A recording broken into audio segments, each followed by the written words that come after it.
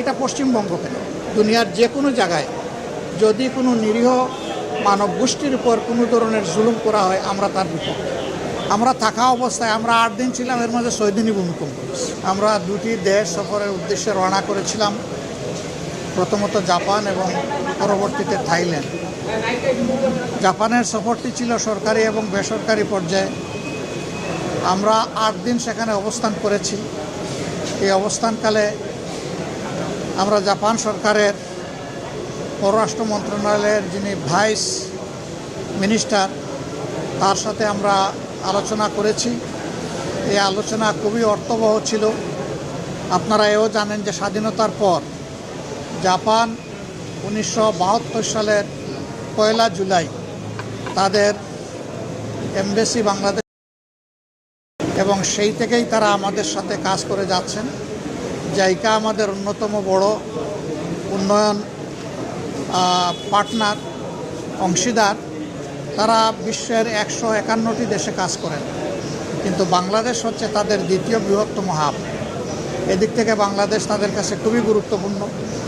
তাদের সাথেও আমাদের আলোচনা হয়েছে। এখানে সাউথ ইস্ট এশিয়ার যিনি ডিজি তার সাথে ফ্রুটফুল বৈঠক হয়েছে। এই প্রত্যেকটি বৈঠকই 1 ঘন্টার কম কোনোটাই স্থায়ী ছিল না। দীর্ঘ সময় ধরে অনেক বিষয়ে আমরা আলাপ আলোচনা করেছি। বাংলাদেশ এবং জাপান 2টি দেশ আরও ঘনিষ্ঠভাবে কাজ করার মাধ্যমে আমরা বাংলাদেশের উন্নয়নকে আরও কীভাবে বেশি নিশ্চিত করতে পারি, এগুলাই ছিল আমাদের আলোচনার মূল বিষয়বস্তু। সেই সাথে আমাদের education exchange program, skill development program, বিভিন্ন খাতে তাদের বিনিয়োগ এবং বিদ্যমান যে সমস্ত প্রকল্প আছে সেগুলা সঠিক সময়ে যাতে মানসম্মতভাবে শেষ হয়, স্বচ্ছতার সাথে শেষ হয়, সে বিষয়গুলো আমরা তাদের সামনে তুলে ধরেছি। আপনারা জানেন যে জাপান একটি স্বচ্ছ দেশ, তাদের সবগুলা ডিলই স্বচ্ছ থাকে। তারপরেও আমাদের দেশে অনেক প্রবলেম আছে আমরা জানি।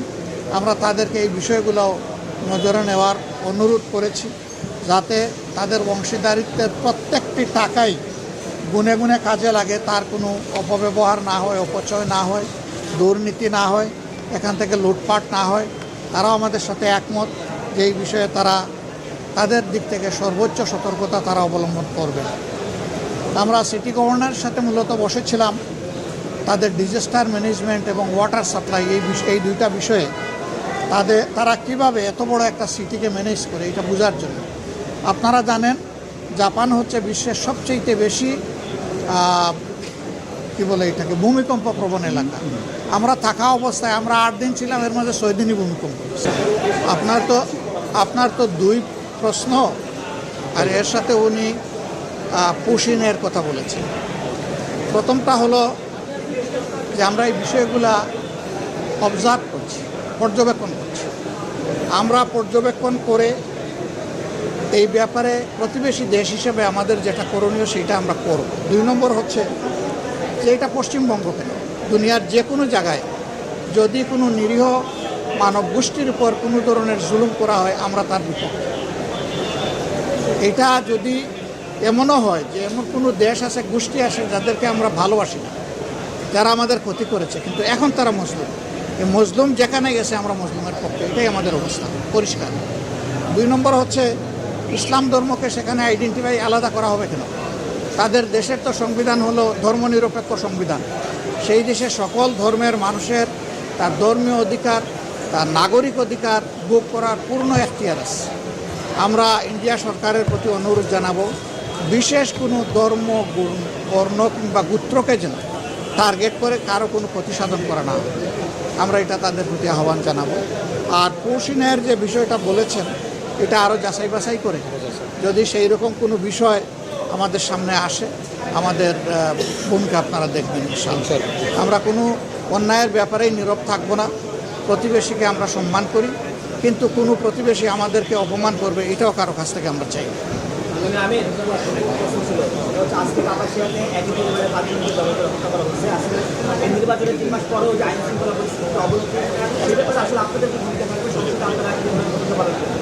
সংসদ তো 1 মাস পরে হবে, এখন কি বসে থাকবো আমরা? হ্যাঁ, এখনও আমরা এই সমস্ত বিষয়ে অবশ্যই জনসচেতনতা, প্রতিবাদ এবং সরকারকে তার দায়িত্ব পালনের জন্য আমরা চাপ দেবো, এটা আমাদের দায়িত্ব। সরকার এখন বেশি বেশি পলিটিসাইজ হয়ে গেছে। এখন পলিটিক্যাল জায়গাগুলো দখল করার কাজে ব্যস্ত থাকলে তো এই সময় হবে না।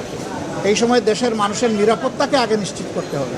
তা আমরা সরকারের প্রতি আহ্বান জানাবো, এখানে হলো 5 জন, তারপরে আরও কোন জায়গায় জানি, এটা বোধহয় ইয়েতে এই নোয়াগাঁয় হলো 4 জন, চিটাঙ্গেলে 3 জন, সব গোলাকাটা। এগুলা কি? এরা কারা? কারা এগুলা করে পালিয়ে যায়? কোথায় যায়? কার লোক? কে শেল্টার দেয়? এগুলো অবশ্যই খুঁজে বের করতে হবে। এগুলো না হয় ফেসবুকে মানে যুদ্ধ চালাইলে তো হবে না। ফেসবুকের যুদ্ধ বাদ দিয়ে কালপিটদের বিরুদ্ধে এখন যুদ্ধে নামতে হবে সব। সেইটাই আমরা চাই। ধন্যবাদ ভাই আপনাদের।